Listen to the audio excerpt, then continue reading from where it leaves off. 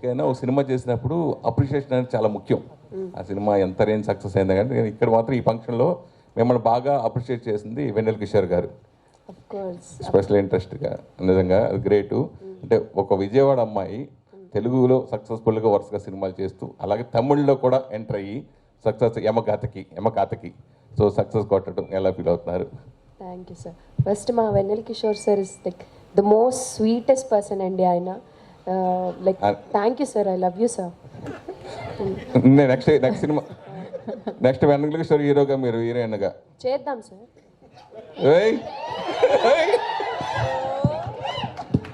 చెప్పండి.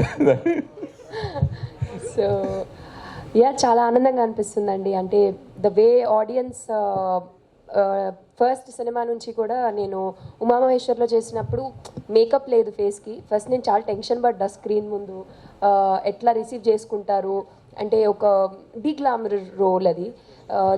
డే 1 అది కోవిడ్లో ఓటీటీలో రిలీజ్ అయిన దగ్గర నుంచి మిడ్ నైట్ రిలీజ్ అయింది. By 3 o'clock I think review start అయ్యాయి. ఆల్ ద ఆడియన్స్ స్టోరీస్ పెట్టి అమేజింగ్ చేశారు, చాలా బాగా చేశారని.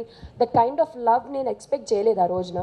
సో ఐ థింక్ నేను ఆనెస్ట్గా నా ఎఫర్ట్స్ పెడుతూ ముందుకి వెళ్తూ అట్లాగా ఉన్నాను sir. I think that's what led me to do all these works. And యమగాతకి కూడా నాకు తెలిసి ఒక ఫస్ట్ సినిమాకి ఒక తమిళ్లోకి ఎంటర్ అయ్యేందుకు ఒక ఫీమేల్ సెంట్రిక్ సినిమా రావడం అనేది చాలా పెద్ద విషయం, వెరీ సర్ప్రైజింగ్ థింగ్.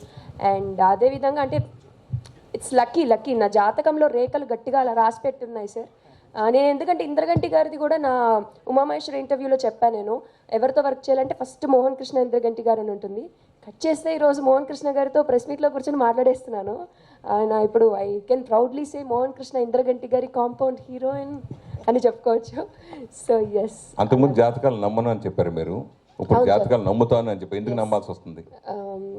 నమ్మాల్సి వచ్చింది సార్. ఇవన్నీ చూసి ఒపీనియన్స్ మారిపోతాయి కదా సార్ కాలక్రమేణా. సో అట్లాగా మా ఈ లైక్ సారంగపాణి జాతకం ప్లేస్ అయిన విధానం కానీ లైక్ ఎక్కడో నేను లండన్లో హ్యాపీగా హాస్పిటల్లో చేస్తుంటే నేను తీసుకొచ్చి సినిమాలో పెట్టేశారు సార్. తర్వాత జరిగిన విధాలు అన్నీ చూస్తే జాతకాలు 100% నమ్మాలనిపిస్తుంది. అండ్ ఎక్కడో ఒక ఆయన చెప్పారు నాకు, మా మమ్మీ చూపించారు జాతకం. డాక్టర్గా అంటే ఈ అమ్మాయికి వద్దండి, డాక్టర్ సెట్ కాదు అన్నారు. ఆయన డాక్టర్ అయ్యాను అనుకున్నాం, బట్ తర్వాత అర్థమైంది ఇక్కడ యాక్టర్గా వచ్చి కూర్చున్నాక ఓకే ఇనవే ఆయన కోసం కరెక్టే చెప్పారా ఏంటి డాక్టర్ వద్దని. I mean like funny way and saying. But yeah జాతకాలు నమ్మాల్సి వచ్చింది సార్ జరిగే పరిణామాలు చూసి.